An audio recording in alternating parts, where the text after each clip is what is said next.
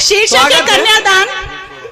और देखिएगा कि किस तरह एक बहू बेटी बनने की चाह लिए ससुराल आती है, लेकिन बेटी तो नहीं बन पाती, सीधे वो मां बन जाती है।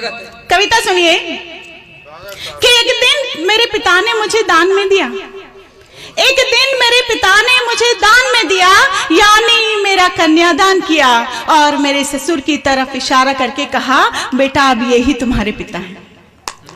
एक दिन मेरे पिता ने मुझे दान में दिया, यानी मेरा कन्यादान किया और मेरे ससुर की तरफ इशारा करके कहा, बेटा अब ये ही तुम्हारे पिता हैं। लंबा घूंघट लिए मैं चल दी साथ उनकी दत्तक पुत्री बन।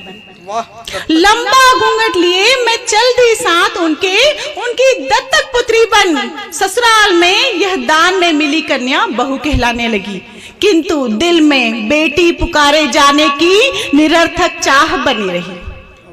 ससुराल में यह दान में मिली कन्या बहू कहलाने लगी, किंतु दिल में बेटी पुकारे जाने की निरर्थक चाह बनी रही। धीरे धीरे समय बीतता गया, दान में मिली कन्या बड़ी हो गई और साथ ही बढ़ गई बेटी पुकारे जाने की चाह।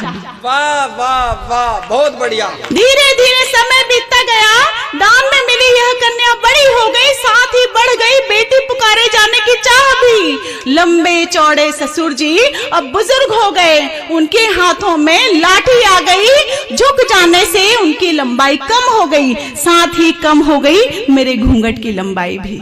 वाह वाह वाह वाह। ससुर जी है कहकर दूर सहमे खड़ी रहने वाली बहू अब हाथ पकड़कर चलाने लगी।